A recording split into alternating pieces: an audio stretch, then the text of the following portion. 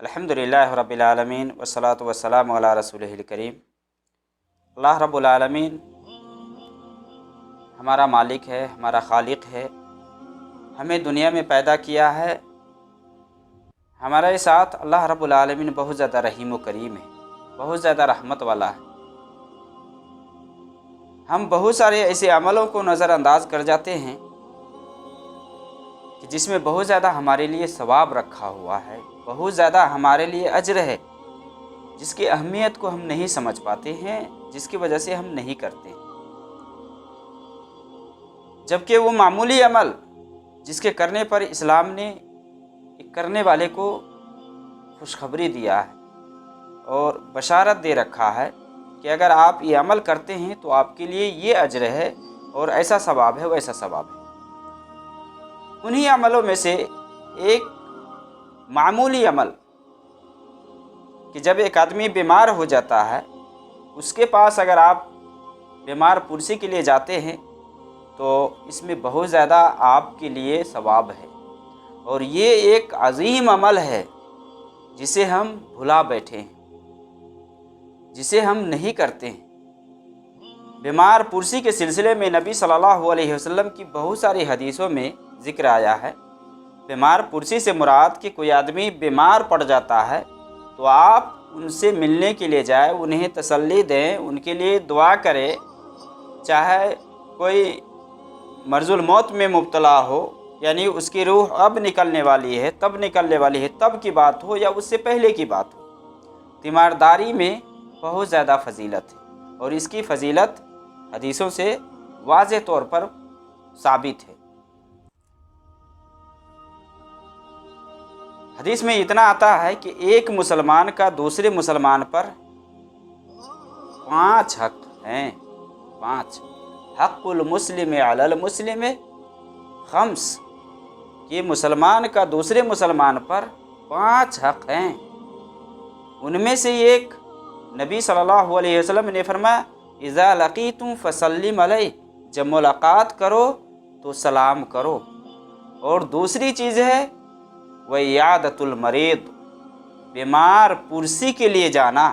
کوئی آدمی بیمار پڑ جاتا ہے تو اس کے پاس مزاج معلوم کرنے کے لیے، حال دریافت کرنے کے لیے جانا، یہ ایک مسلمان کا دوسرے مسلمان کے اوپر حق ہے۔ اسی طرح حدیث کے اندر ہے حق المسلم علی المسلم 6، کہ ایک مسلمان کا دوسرے مسلمان پر 6 حق ہیں۔ ان میں سے ایک ہے وَإِذَا مَرِضَ فَعُدْ، کہ جب بیمار پڑ جائے تو اس کی عیادت کے لیے جاؤ، بیمار پرسی کے لیے جاؤ۔ اسی طرح براء ابن عازب رضی اللہ تعالی عنہ روایت کرتے ہیں کہ اللہ کے نبی صلی اللہ علیہ وسلم نے ہمیں 7 کاموں کا حکم کیا، 7 کاموں کو کرنے کو کہا، اور 7 سے آپ نے منع فرمایا۔ تو جن 7 کو آپ نے کرنے کا حکم دیا ان میں سے ایک بیمار کی عیادت کے لیے جانا، بیمار پرسی کے لیے جانا، عیادت المریض۔ اسی طرح سے اور حدیث کے اندر ہے اللہ کے نبی صلی اللہ علیہ وسلم نے فرمایا وَأَطْعِمُوا الْجَائِعَ وَعُودُوا الْمَرِيضَ، کہ بھوکے کو کھانا کھلاؤ، اور بیمار اگر کوئی پڑ جائے، بیمار ہو جائے تو اس کی عیادت کے لیے جاؤ۔ اسی طرح آپ نے فرمایا کہ قیدی کو چھڑواؤ، آزاد کرواؤ، وغیرہ وغیرہ اس کی فضیلت میں، یعنی گویا کہ یہ ایک مسلمان کا دوسرے مسلمان کے اوپر حق ہے کہ کوئی بیمار پڑتا ہے تو اس کی عیادت کے لیے جائے وہ۔ اس کا حکم چونکہ حدیث کے اندر یہ ہے کہ ایک مسلمان کا دوسرے مسلمان کے اوپر حق ہے، بلکہ ایک روایت کے اندر ہے کہ ایک مسلمان کے اوپر یہ واجب ہے کہ جب اس کا بھائی بیمار پڑے تو اس کی عیادت کے لیے جائے۔ یعنی یجب للمسلم علی المسلم 6، ایک مسلمان کا دوسرے مسلمان پر 6 حق بنتا ہے نا۔ تو اس سلسلے میں کچھ علماء ہیں جو کہتے ہیں کہ یہ عیادت کے لیے جانا، بیمار پرسی کے لیے جانا، یہ سنت مؤکدہ ہے، جبکہ دوسرے کچھ علماء ہیں جن کا یہ کہنا ہے کہ یہ فرض کفایہ ہے، یعنی یہ واجب اور ضروری نہیں ہے۔ اگر چند لوگ چلے جاتے ہیں تو بقیہ لوگوں سے گناہ اٹھا لیا جائے گا۔ امام بخاری نے تو یہ مستقل باب قائم کیا ہے کہ بیمار کی عیادت کے لیے جانا یہ واجب ہے۔ تو بیمار کی عیادت کے لیے جانا یہ اجر سے خالی نہیں ہے۔ اگر ہم میں سے کوئی بیمار پڑتا ہے تو ہمیں جانا چاہیے، ہمیں بہت زیادہ اس کے اوپر ثواب سنایا گیا ہے، بہت زیادہ ہمارے لیے اس میں اجر ہے۔ تو ہم چند ایک حدیث آپ کو بتاتے ہیں جس میں اللہ کے نبی صلی اللہ علیہ وسلم سے بیمار کی عیادت کرنے جو لوگ جاتے ہیں، بیمار پرسی کے لیے جاتے ہیں، تیمارداری کے لیے جاتے ہیں، ان کے لیے جو فضیلت ہے ان میں سے ایک حدیث ہے جس میں اللہ کے نبی صلی اللہ علیہ وسلم کی تو وہ حدیث جس کو آپ یاد کریں کہ اللہ رب العالمین قیامت کے دن بندہ سے کہے گا، ابن آدم سے کہے گا، اور یہ حدیث صحیح مسلم کے اندر ہے کہ اللہ رب العالمین قیامت کے دن فرمائے گا ابن آدم سے، یہ کہے گا یا ابن آدم مریض تو فلم تعودنی، قال یا ربی کیف اعودک وانت رب العالمین، کہ قیامت کے دن اللہ رب العالمین ایک آدمی سے کہے گا کہ میں بیمار ہوا تو نے میری عیادت کے لیے نہیں آیا، تو وہاں بندہ کہے گا کہ اللہ رب العالمین تو رب العالمین ہے، تو ہی رب العالمین ہے، یعنی دنیا کا چلانے والا، بیمار کرنے والا، کھلانے والا، پلانے والا تو ہی ہے، تو تو بیمار کیسے ہو سکتا ہے، میں تیری عیادت کے لیے کیسے آ سکتا ہوں؟ تو اللہ رب العالمین وہاں کہے گا اما علمت ان عبدی فلانا مرض فلم تعدہ، کیا تمہیں یہ معلوم نہیں ہوا کہ میرا فلاں بندہ بیمار ہے تو تم نے اس کی عیادت کے لیے نہیں کی، اس کے بیمار پرسی کے لیے نہیں گیا، تم نے اس کی عیادت نہیں کی۔ اما علمت انک لو اتہ لوجدتنی عندہ، کہ اللہ رب العالمین وہاں کہے گا کہ اگر تو اس کی عیادت کے لیے جاتا تو مجھے اس کے پاس موجود پاتا، مجھے اس کے پاس پاتا۔ اب کوئی آدمی یہ عقیدہ نہ رکھے اس حدیث سے، اور یہ حدیث صحیح مسلم کی ہے کہ اللہ کے نبی صلی اللہ علیہ وسلم نے کیا فرمایا، اللہ تعالیٰ بندہ سے کہے گا کہ تو نے میری عیادت نہیں کی، میں بیمار تھا اور میرا فلاں بندہ بیمار تھا، اس کے پاس اگر جاتا تو مجھے اس کے پاس پاتا۔ یہ عقیدہ کوئی آدمی اخذ نہ کرے کہ اللہ رب العالمین ہر جگہ موجود ہے۔ یہ وحدت الوجود کا جو عقیدہ ہے یہ کفریہ عقیدہ ہے۔ اللہ رب العالمین ہر جگہ نہیں ہے، اپنے علم کے اعتبار سے اللہ رب العالمین ہر کچھ کو جانتا ہے، ہر چیز سے باخبر ہے، لیکن اللہ رب العالمین عرش پر ہے۔ یہاں مراد یہ ہے کہ اگر ایک بندہ عیادت کے لیے اگر جاتا مریض کے پاس تو اللہ رب العالمین کے پاس اس کا اجر و ثواب ملتا، جو اجر و ثواب اللہ رب العالمین اس پہ رکھا ہے عیادت پر، اس کا ثواب وہ پاتا، وہ مراد ہے۔ یہ نہیں کہ اللہ رب العالمین مریض کے پاس ہوتا ہے۔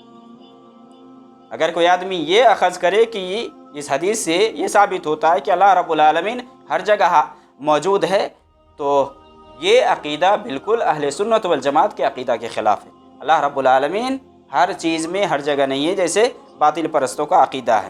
اس حدیث کے اندر یہ بھی اللہ رب العالمین نے فرمایا کہ مریض تو میں بیمار ہوا۔ اب کوئی آدمی کہے گا کہ اللہ رب العالمین بیمار ہو سکتا ہے؟ اللہ رب العالمین ہر چیز سے منزہ ہے، ہر چیز سے پاک ہے، ہر عیب، ہر نقائص سے اللہ رب العالمین پاک ہے۔ اللہ رب العالمین مریض نہیں ہوتا، بیمار نہیں ہوتا۔ مراد اس کی اہمیت کو بتلایا جا رہا ہے کہ ایک آدمی بیمار پڑتا ہے، اس کے پاس اگر کوئی جاتا ہے تو اس کی بہت زیادہ اہمیت ہے۔ اور اس سلسلے میں اللہ کے نبی صلی اللہ علیہ وسلم کی جو یہ حدیث ہے، اسے پتہ چلتا ہے کہ ایک آدمی اگر عیادت کے لیے نہیں جاتا ہے تو اللہ رب العالمین قیامت کے دن اس سے کہے گا کہ میرا فلاں بندہ بیمار تھا، تو نے اس کی عیادت کے لیے نہیں کیا۔ اس سے بیمار پرسی کی اہمیت ثابت ہوتی ہے۔ تو بیمار پرسی کے لیے اگر کوئی آدمی جاتا ہے کسی بیمار کے پاس، کسی مریض کے پاس، تو اس کے بارے میں نبی صلی اللہ علیہ وسلم نے فرمایا، صحیح مسلم کی حدیث ہے، ان المسلم اذا عاد اخاہ المسلم، کہ جب ایک مسلمان اپنے ایک مسلمان بھائی کی عیادت کے لیے جاتا ہے، لم یزل فی خرفۃ الجنۃ حتی یرجع، تو وہ جنت میں پھل چنتا رہتا ہے جب تک کہ وہ لوٹ نہ آئے۔ جنت میں پھل چنتا رہتا ہے جب تک مریض کی عادت میں رہتا ہے تب تک وہ جنت کے اندر پھل چنتا رہتا ہے جب تک کہ وہ لوٹ نہ آئے۔ دیکھیں کتنی اہمیت ہے، گویا کہ ایک آدمی مریض کی عادت کے لیے جاتا ہے تو وہ اس کے لیے جنت کی بشارت ہے، وہ جنت میں پھل چن رہا ہوتا ہے۔ ابو ہریرہ رضی اللہ تعالیٰ عنہ روایت کرتے ہیں، یہ روایت ترمذی اور ابن ماجہ وغیرہ کے اندر ہے، اس روایت کو شیخ البانی نے حسن کہا ہے۔ ابو ہریرہ فرماتے ہیں کہ من عاد مریضا او زار اخا لہ فی اللہ ناداہ مناد ان طبت وطاب ممشاک وتبوأت من الجنت منزلا۔ یہاں ابو ہریرہ روایت کرتے ہیں کہ نبی صلی اللہ علیہ وسلم نے فرمایا من عاد مریضا، جس نے کسی مریض کی عادت کی، او زار اخا لہ، یا اپنے کسی بھائی کی، یعنی اللہ کے لیے اپنے بھائی کی اس نے زیارت کی، تو آسمان سے ایک آواز لگانے والا آواز لگاتا ہے، انتبت، کہ تمہارا آنا یہ مبارک ہو، تمہارا چلنا یہ مبارک ہو، اور تم نے جنت میں گھر بنا لیا۔ کیا؟ وَتَبَوَّأْتَ مِنَ الْجَنَّةِ مَنزِلًا، جنت میں تو نے اپنا ایک محل بنا لیا۔ یہ فضیلت ہے، گویا کہ مریض کی عادت کے لیے آدمی اگر جاتا ہے تو جنت میں گھر بناتا ہے، وہ اس کے لیے جنت میں گھر ہے۔ کتنی فضیلت ہے بیمار کی عادت کے لیے جانے میں۔ اسی طرح سے نبی صلی اللہ علیہ وسلم سے ابو ہریرہ روایت کرتے ہیں کہ آپ صلی اللہ علیہ وسلم نے یہ فرمایا، دیکھیے اس کی اہمیت کو کس طرح سے اللہ کے نبی صلی اللہ علیہ وسلم اس کی اہمیت کو بیان کرتے ہیں کہ ایک آدمی مریض کی عادت کے لیے جاتا ہے تو کیسے اس کے لیے جنت میں ٹھکانہ بنتا ہے۔ یہ حدیث ہے جس میں اللہ کے نبی صلی اللہ علیہ وسلم نے ابو ہریرہ روایت کرتے یہ روایت کہ اللہ کے نبی صلی اللہ علیہ وسلم نے پوچھا، صحابہ سے پوچھا، من اصبح منکم اليوم صائما، کہ آج تم میں سے کس نے روزہ رکھا؟ تو ابو بکر نے کہا کہ میں نے۔ ابو بکر نے کہا میں نے۔ قال فمن تبع منکم اليوم جنازہ، آج کس نے جنازے میں شرکت کی؟ تو ابو بکر نے کہا کہ میں نے۔ پھر آپ نے فرمایا فمن اطعم منکم اليوم مسکینا، کہ آج تم میں سے کس نے مسکین کو کھانا کھلایا؟ ابو بکر نے کہا میں نے۔ اس کے بعد آپ صلی اللہ علیہ وسلم نے ایک چیز اور پوچھی، فمن عاد منکم اليوم مریضا، آج کے دن بیمار پرسی کے لیے کون گیا؟ کس نے مریض کی عادت کی؟ تو ابو بکر نے کہا کہ میں نے۔ یعنی آپ نے پوچھا کہ روزہ کس نے رکھا؟ ابو بکر نے کہا میں نے۔ پھر آپ نے پوچھا کہ کس نے جنازہ میں شرکت کی؟ تو ابو بکر نے کہا میں نے۔ اس کے بعد آپ نے پوچھا کہ مسکین کو کھانا کس نے کھلایا؟ ابو بکر نے کہا میں نے۔ اس کے بعد آپ نے پوچھا کہ مریض کی عادت کس نے کی؟ تو ابو بکر نے کہا کہ میں نے، رضی اللہ عنہ۔ اللہ کے نبی صلی اللہ علیہ وسلم نے کیا فرمایا؟ مجتمعنا فی امرئ الا دخل الجنہ، کہ جس شخص کے اندر یہ خصلتیں، یہ ساری خصلتیں جس کے اندر آ جائے وہ جنت میں داخل ہوگا، اس کا ٹھکانہ جنت کے اندر ہے۔ یعنی جو مریض کی عادت کرتا ہے، جو کھانا کھلاتا ہے، جو روزہ رکھتا ہے، اور اسی طرح سے جو جنازے میں شرکت کرتا ہے، یہ فضیلت کہ جنت میں اپنا گھر بناتا ہے۔ اسی طرح سے نبی صلی اللہ علیہ وسلم کی حدیث ہے کہ جو آدمی مریض کی عادت کے لیے جاتا ہے، صبح میں جاتا ہے تو شام تک 70,000 فرشتے اس کے لیے دعائے رحمت کرتے رہتے ہیں، اس کے لیے دعا کرتے رہتے ہیں۔ اور اگر شام میں جاتا ہے تو صبح تک 70,000 فرشتے اس کے لیے دعا کرتے ہیں۔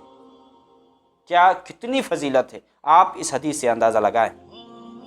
اس حدیث کے راوی حضرت علی رضی اللہ تعالی عنہ ہیں، اور یہ حدیث ترمذی کے اندر ہے، شیخ البانی نے اس کو صحیح کہا ہے کہ نبی صلی اللہ علیہ وسلم نے فرمایا ما من مسلم یعود مسلما غدوہ الا صلی علیہ 70,000 ملک، کہ کوئی بھی مسلمان کسی مسلمان کی عادت کے لیے، یعنی بیمار شخص کی عادت کے لیے صبح میں جاتا ہے تو 70,000 فرشتے اس کے لیے دعا کرتے رہتے ہیں، استغفار کرتے رہتے ہیں اس کے۔ اچھا، حتی یمسی، یہاں تک کہ شام نہیں، یعنی شام تک، صبح میں جاتا ہے تو شام تک فرشتے دعا کرتے رہتے ہیں۔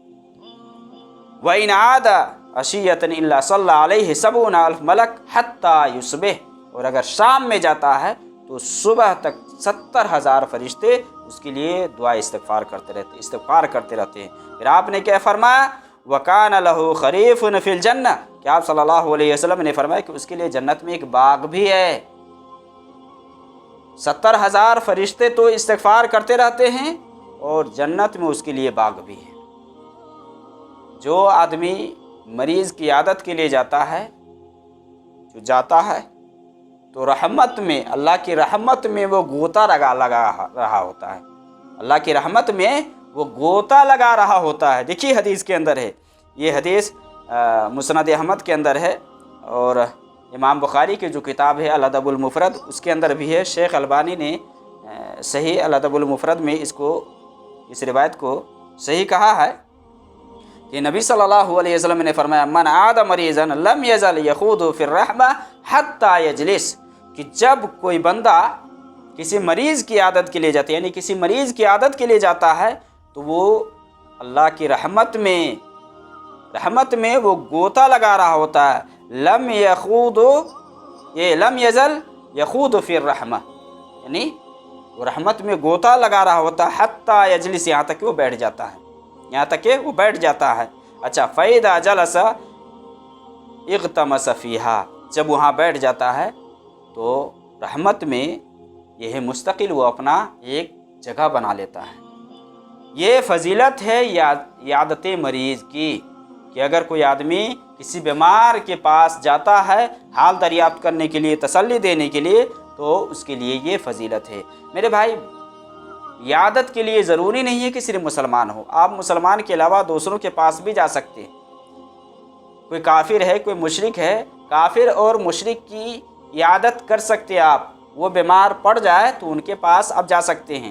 ہاں، اگر کافر ہے تو وہاں آپ یہ نصیحت کر سکتے ہیں کہ آپ اسلام لے آئیں، ہو سکتا ہے کہ آپ کے بتلانے سے وہ اسلام لے آئے تو کتنا زیادہ ثواب ہے۔ اگر آپ کی رہنمائی کرنے سے اگر کوئی شخص اسلام لے آتا ہے تو اللہ کے نبی صلی اللہ علیہ وسلم نے کیا فرمایا؟ لَإِن يَهْدِيَ اللَّهُ بِكَ رَجُلًا وَاحِدًا خَيْرٌ لَكَ مِنْ حُمُرِ النَّعَمِ، کہ اگر ایک آدمی آپ کے بتلانے سے ہدایت پر آ جائے تو سرخ اونٹوں سے بھی بہتر ہے آپ کے لیے۔ اور دیکھیے اللہ کے نبی صلی اللہ علیہ وسلم کی خدمت ایک یہودی بچہ کیا کرتا تھا۔ جب وہ بیمار پڑا تو نبی صلی اللہ علیہ وسلم اس کی عیادت کے لیے گئے، اور آپ نے کہا، اس کے سرہانے بیٹھ کر کے آپ نے کیا کہا کہ اسلام لے آؤ۔ تو اس کا باپ وہاں بیٹھا ہوا تھا، وہ باپ کی طرف دیکھنے لگا تو باپ نے کہا کہ بیٹا ابو القاسم صلی اللہ علیہ وسلم کی بات مان لو، اسلام لے آؤ۔ تو وہ اسلام لے آئے۔ اللہ کے نبی صلی اللہ علیہ وسلم اللہ کی تعریف کرتے ہوئے وہاں سے نکلے، الحمدللہ الذی انقذہ من النار، کہ اس اللہ کی تعریف جس نے اس کو جہنم سے بچا لیا۔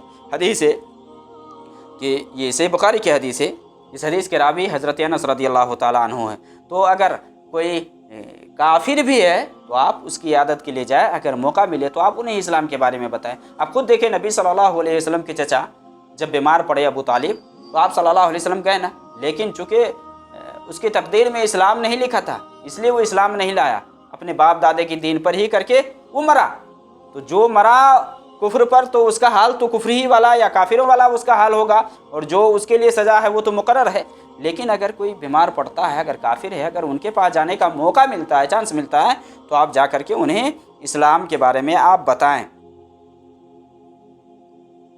عیادت کے لیے اگر کوئی جاتا ہے تو جو بیمار پڑا ہوا ہے اس کے لیے شفایابی کی دعا کرے، اس کے شفایابی کے لیے دعا کرے۔ اور اللہ کے نبی صلی اللہ علیہ وسلم سے بہت ساری حدیثوں میں اس کے بارے میں آیا ہے، کہ ایک حدیث کے اندر ہے حضرت عائشہ رضی اللہ تعالیٰ عنہ بیان فرماتی ہیں کہ جب ہم میں سے کوئی شخص بیمار پڑتا تو نبی صلی اللہ علیہ وسلم اس کے پاس جاتے تو اپنا ہاتھ رکھتے اور پھر ہاتھ پھیر کر کے آپ دعا کرتے اس کے لیے، اذهب الباس رب الناس واشف انت شافی لا شفاء الا شفاؤک شفاء لا یغادر سقما، کہ اللہ رب العالمین اس پریشانی کو دور کر دے، یہ جو مصیبت ہے، یہ جو تکلیف ہے، اس کو دور کر دے، تو ہی شفا دینے والا ہے، تیرے علاوہ کوئی شفا دینے والا نہیں ہے، اور تو ایسی شفا عطا فرما کہ جس کے بعد کوئی بیماری باقی نہ رہے۔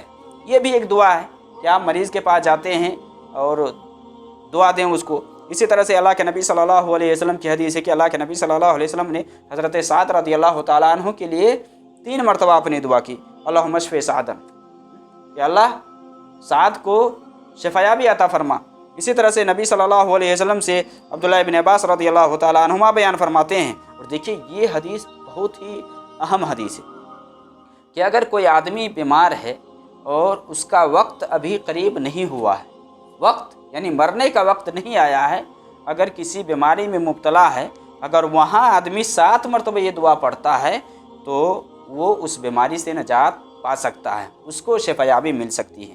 حضرت عبداللہ ابن عباس رضی اللہ تعالیٰ عنہما بیان فرماتے کہ نبی صلی اللہ علیہ وسلم نے فرمایا کہ جس نے کسی ایسے مریض کی عیادت کے لیے گیا کہ جس کا ابھی وقت نہیں آیا ہے، یعنی مرنے کا وقت نہیں ہوا ہے، اور اس کے پاس بیٹھ کر کے یہ 7 مرتبہ یہ دعا پڑھے، 7 مرتبہ یہ دعا پڑھے، اسأل اللہ العظیم رب العرش العظیم ان یشفیک، اسأل اللہ العظیم رب العرش العظیم ان یشفیک، کہ یہاں ہے کہ میں اللہ رب العالمین سے سوال کرتا ہوں جو کہ عظمت والا اور بڑائی والا اور بڑا ہے، اور جو کہ عرش عظیم کا رب ہے، عرش عظیم کا رب ہے، کہ وہ تجھے شفا یابی عطا فرمائے، تو اللہ رب العالمین اسے شفا دیتا ہے۔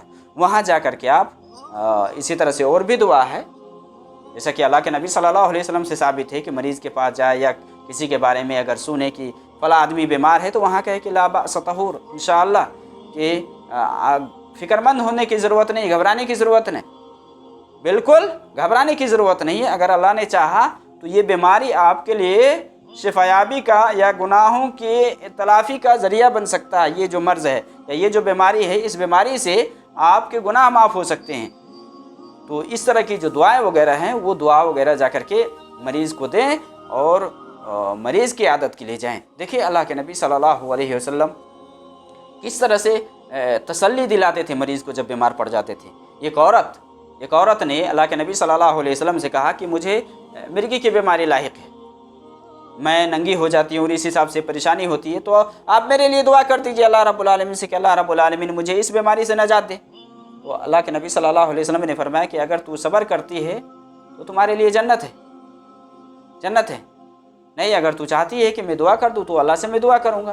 تو اس نے کہا ہاں میں صبر کر لوں گی، میں جنت چاہتی ہوں۔ دیکھیے جنت کی خواہش اور چاہت کس طرح سے تھی کہ دنیا میں ہم بیماری اور مصیبت پر صبر کر لیں گے تو ہمارے لیے جنت ہے، تو اس سے بڑی نعمت کیا ہے؟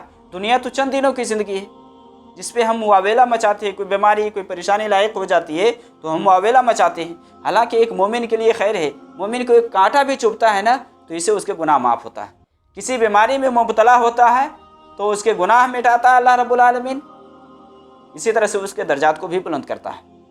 یہ بھلائی سے خالی نہیں ہے، ایک مومن کے ساتھ دکھ اور تکلیف کا کوئی بھی معاملہ ہوتا ہے وہ اللہ رب العالمین اس کے لیے اجر ہی اجر لکھا ہے۔ تو اس عورت نے کہا کہ اللہ کے نبی صلی اللہ علیہ وسلم میں صبر کر لوں گی، لیکن آپ صرف یہ دعا کر دیجئے میرے لیے کہ میرے ساتھ جب یہ بیماری ہو یا جب آئے مجھے تو میں ننگی نہ ہوں، میرا سطر نہ کھلے۔ تو اللہ کے نبی صلی اللہ علیہ وسلم نے دعا کی اس کے لیے کہ سطر نہ کھلے۔ اب دیکھیے مریض اگر بیماری میں مبتلا ہوتا ہے اور وہاں اگر صبر کرتا ہے تو اللہ رب العالمین کے یہاں اس کے لیے بہت بڑا اجر ہے۔ میرے بھائی بہت سارے لوگ ہیں جو مرنے کے وقت میں بالکل ایمان سے پھرنے والی بات کرتے ہیں، بہت سارے لوگ ہیں۔ تو وہاں چونکہ شیطان انسان کے ساتھ ہوتا ہے اور شیطان انسان کو اسلام سے ایمان سے ہٹانا چاہتا ہے، اور مرتے وقت شیطان انسان کے اوپر بہت حملہ کرتا ہے۔ اس لیے ایک مومن کو چاہیے کہ وہاں صبر و تحمل سے کام لے اور صبر سے کام لے اور شیطان کو اپنے اوپر غالب نہ ہونے دے۔ اللہ کے نبی صلی اللہ علیہ وسلم کی دعا ہے کہ اللہ کے نبی صلی اللہ علیہ وسلم یہ اللہ رب العالمین سے دعا کیا کرتے تھے کہ شیطان سے مجھے بچا کہ مجھے موت کے وقت بدحواس کرے، وَأَعُوذُ بِكَ أَن يَتَخَبَّطَنِيَ الشَّيْطَانُ عِندَ الْمَوْتِ۔ موت کے وقت جب لوگ پریشان ہوتے ہیں یا جب کسی مرض میں وہ مبتلا ہوتے ہیں، صبر نہیں ہو پاتا ہے تو طرح طرح کے خرافات شرک کرنے کے لیے وہ تیار ہو جاتے ہیں۔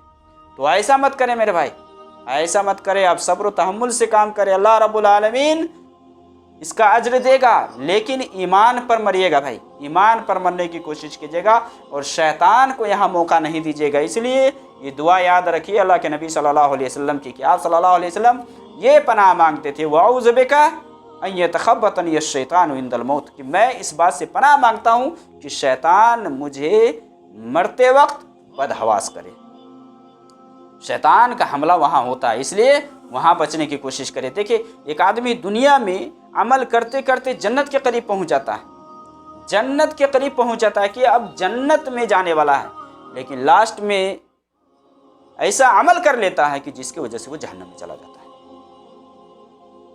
और एक आदमी है कि अमल करते करते जहन्नम के करीब पहुँच जाता है, लेकिन लास्ट में मरने से पहले ऐसा अमल कर लेता है कि वो जन्नत में चला जाता है।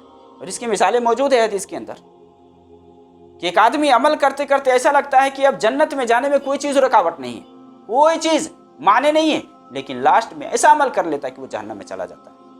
एक जंग के मौका से एक आदमी सहाबा के साथ जंग में शरीक था, बहुत बहादुरी और बहुत दिलेरी से वो लड़ रहा था। सहाबा बैठ गए, फिर भी वो लड़ते रहे। तो सहाबा ने कहा कि अब इसके लिए जन्नत वाजिब है, जन्नत इसके लिए अब वाजिब है, जन्नत में जाने से कोई चीज़ इसको रोक नहीं सकती। नबी सल्लल्लाहु अलैहि वसल्लम ने क्या फरमाया कि वो जहन्नमी है। क्या है? जहन्नमी है। तो सहाबे के दिल में ये बात खटकी कि आप सल्लल्लाहु अलैहि वसल्लम ने क्यों कहा, और आप तो चूंकि गलत बोल नहीं सकते हैं। वमा यंतिकु अनिल हवा इन हुवा इल्ला वहयुहा, आप तो अपनी तरफ से अपने ख्वाहिशात से कुछ बोलते नहीं थे, और आपने जो बात कही इस बात के अंदर सच्चाई है, आपने जो ये बात कही है ज़रूर कोई मसला है। तो वो सहाबी उसके पीछे पड़ गए कि मैं देखना चाहता हूँ कि क्या वजह है कि नबी सल्लल्लाहु अलैहि वसल्लम ने ये फरमाया कि ये जहन्नमी है। उसको ज़ख्म हो गया और वो सब्र नहीं कर सका। तो आता है कि वो भागने लगा, तो जो सहाबी पीछे लग गए ना, वो भी जब जहाँ जहाँ वो दौड़ते ना, ये भी दौड़ते। लास्ट में आड़ में जाकर के उसने क्या किया कि तलवार की नोक अपने पेट में रख करके उसके ऊपर जोर दे दिया, यानी पेट के अंदर तलवार को चुभो करके उसने अपने आप को कत्ल कर लिया, खुदकुशी कर ली उसने। तो खुदकुशी करने वाले की सज़ा क्या है? जहन्नम है। तब उसको यकीन हुआ कि नबी सल्लल्लाहु अलैहि वसल्लम, यानी यकीन तो था पहले से कि नबी सल्लल्लाहु अलैहि वसल्लम ने जो बात कही वो तो हक़ है। वहाँ जाकर उनको पता चल गया कि अल्लाह के नबी सल्लल्लाहु अलैहि वसल्लम ने जो बात कही वो बिल्कुल हक़ है। यानी अमल करते करते देखिए जन्नत के करीब पहुँच गया है, लेकिन ऐसा अमल कर लिया है कि मसला पलट गया बिल्कुल। और एक आदमी अमल करते करते जहन्नम के करीब पहुँच जाता है, लगता है कि अब ये जहन्नम में जाएगा, लेकिन ऐसा अमल कर लेता है कि वो उसकी वजह से वो जन्नत में चला जाता है। एक आदमी अल्लाह के नबी सल्लल्लाहु अलैहि वसल्लम के पास आया और अल्लाह के नबी सल्लल्लाहु अलैहि वसल्लम से ये कहा कि मैं ज़ेरा लगा करके आया हूँ, ज़ेरा पहन करके, यानी जो जंग में लड़ने से पहले जो हिफाजत के लिए जो बनाया जाता है ना, वो पहन करके वो आए। और उसने ये कहा कि रसूलुल्लाह सल्लल्लाहु अलैहि वसल्लम, क्या मैं पहले जंग में शरीक हो जाऊँ फिर इस्लाम कबूल कर लूँ, या पहले इस्लाम कबूल कर लूँ फिर जंग में जाऊँ? यानी जंग में शरीक हो जाऊँ पहले, फिर बाद में इस्लाम कबूल कर लूँगा, या पहले इस्लाम कबूल कर लूँ? तो आप सल्लल्लाहु अलैहि वसल्लम ने फरमाया कि नहीं, पहले इस्लाम कबूल कर लो, पहले इस्लाम में दाखिल हो जाओ, तब जा कर के जंग में शामिल होना। उसने इस्लाम कबूल किया, और इस्लाम कबूल करने के बाद वो जंग में गया, और जंग में गया तो शहीद हो गया। यानी नमाज भी नहीं पढ़े, वो एक भी नमाज पढ़ने का इस्लाम में आने के बाद उसको मौका नहीं मिला। जंग में इस्लाम लाए, और इस्लाम में आने के बाद जंग में शरीक हुए, और जा कर के वो शहीद हो। अल्लाह के नबी सल्लल्लाहु अलैहि वसल्लम ने क्या फरमाया? अमल कलीलन व उजर कसीरा, कि इसने अमल बहुत थोड़ा किया है लेकिन अज्र इसका बहुत ज़्यादा है। अमल थोड़ा किया है लेकिन अज्र बहुत ज़्यादा है। और इस्लाम में क्या है कि इन्नल इस्लाम यजुब्बु मा काना क़ब्लहु मिनल कुफ्र, इस्लाम में आने के बाद इस्लाम से पहले जो भी गुनाह किया होता है सब धुल जाता है। इन्नल इस्लाम यहदिमु मा काना क़ब्लहु, कि इस्लाम लाने से पहले जो भी आदमी गुनाह किया होता है, कोई भी गुनाह हो, छोटा बड़ा जो भी हो, हाँ हुकूकुल इबाद का मामला है तो वो अलग है, वरना इस्लाम लाने के बाद सारा गुनाह उसका धुल जाता है, अब वो नया हो जाता है। तो इसने क्या किया? इस्लाम लाया, इस्लाम लाने के बाद जाकर के जंग में शिरकत की इसने, और शहीद हो गए। और शहीद का मकाम तो इसी बहुत आला है, बहुत आला है शहीद का मकाम। तो देखिए, कहने का मतलब ये है कि आदमी को ईमान पर साबित कदमी के लिए अल्लाह रब्बुल आलमीन से दुआ करते रहना चाहिए। और मरीज़ की आदत के लिए अगर आप जब जाते हैं तो आप मरीज़ को तसल्ली दें, आप उन्हें दिलासा दिलाएं, आप भरोसा दिलाएं और उनके लिए दुआ करें और अल्लाह रब्बुल आलमीन से साबित कदमी के लिए उसको दुआ करें कि वो साबित कदम रहे। बहुत सारे लोग क्या करते हैं मालूम है कि कोई आदमी मरने लगता है, बहुत सारी जगहों में ऐसा होता है कि अगर मरने लगता है तो क्या करते हैं लोग, वहाँ जा कर के कुछ तालिबे इल्मों को बुलवा लेते हैं और कुरान खानी करवाना शुरू करते हैं। कुरान खानी, कुरान पढ़वाना कि कुरान पढ़ दो, बख्श दो, इसकी मौत हो जाए, आसानी हो जाए, ये है। ये सब खुराफात है मेरे भाई, ये सब खुराफात है। इसका कोई सबूत, कोई वजूद है ही नहीं।